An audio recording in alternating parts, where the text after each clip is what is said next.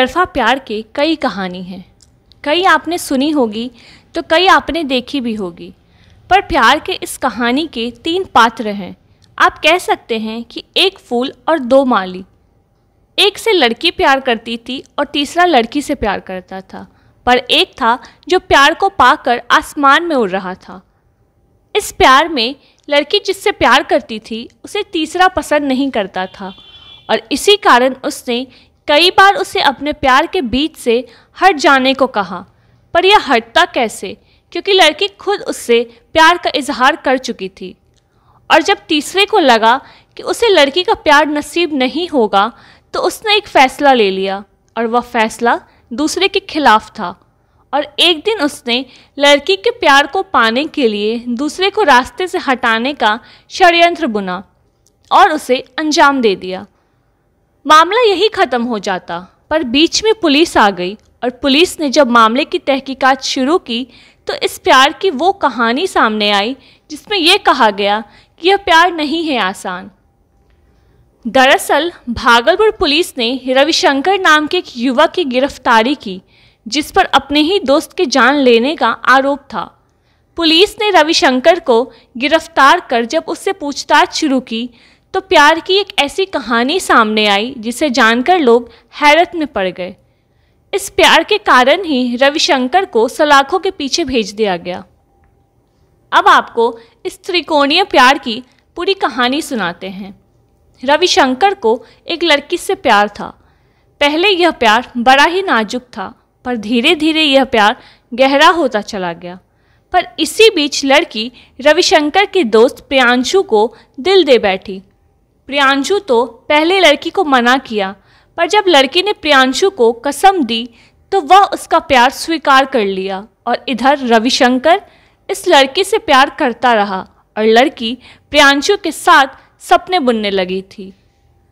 इस प्यार की भनक रविशंकर को नहीं थी, पर धीरे धीरे जब लड़की ने रविशंकर से दूरी बनाने लगी तो रविशंकर को शक हुआ और उसने लड़की से एक दिन कसम देकर दूरी बनाने का कारण पूछा। लड़की ने उसे कुछ नहीं बताया, सिर्फ इतना कहा कि घर वालों की इसकी जानकारी हो गई है और घर वाले उसकी निगरानी कर रहे हैं। रविशंकर को लगा कि लड़की सही कह रही है, पर रविशंकर ने लड़की से कहा कि वह उसके बिना नहीं रह सकता। तब लड़की ने कहा कि कुछ ही दिनों की बात है और फिर वह उसके साथ ही रहेगी। रविशंकर दिल पर पत्थर रखकर लड़की से दूर हुआ, पर इसी बीच एक दिन रविशंकर को अपनी आंखों पर भरोसा नहीं हुआ जब उसने प्रियांशु के साथ लड़की को अंतरंग क्षण के दौरान देख लिया। उसके बाद रविशंकर ने लड़की से बात करने की कोशिश की, पर वह बात नहीं कर रही थी। इधर दोबारा जब उसने लड़की को प्रियांशु के साथ देखा तो उसे लगा कि उसके साथ धोखा हो रहा है। तब रविशंकर ने प्रियांशु से पूछा तो उसने कह दिया कि वह उस लड़की से प्यार करता है। इसके बाद रविशंकर ने प्रियांशु को चेतावनी दी और लड़की के रास्ते से हट जाने को कहा, पर प्रियांशु इसके लिए तैयार नहीं था। इसके बाद रविशंकर के भीतर बदले की भावना घर कर गई और उसने प्लानिंग कर लिया कि वह लड़की को पाकर रहेगा।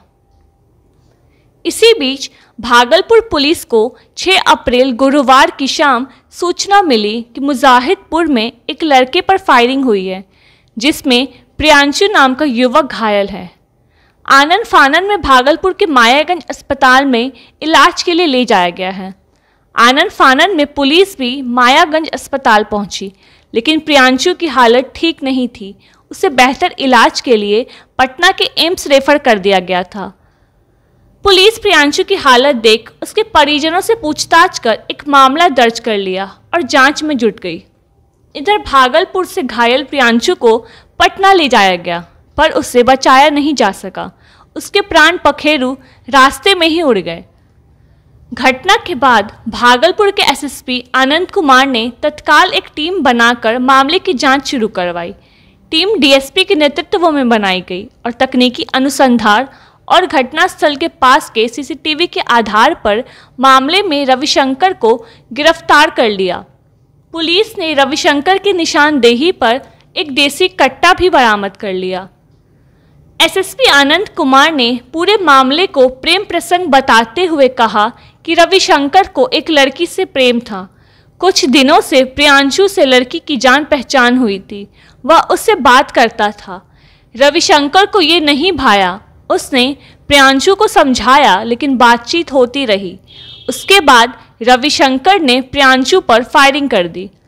एसएसपी आनंद कुमार ने बताया कि प्रियांशु मुजाहिदपुर में अपनी नानी के घर रहकर पढ़ाई करता था।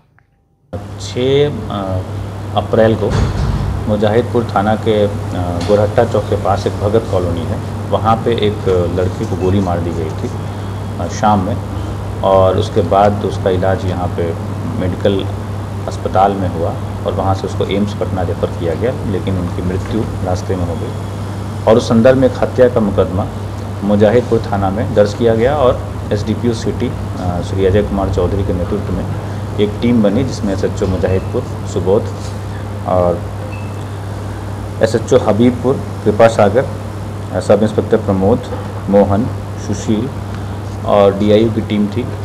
और उन लोगों ने इसमें जो शामिल लोग थे उसकी पहचान करनी शुरू की और करीब आधा दर्जन लोगों को हिरासत में लेकर पूछताछ किया गया।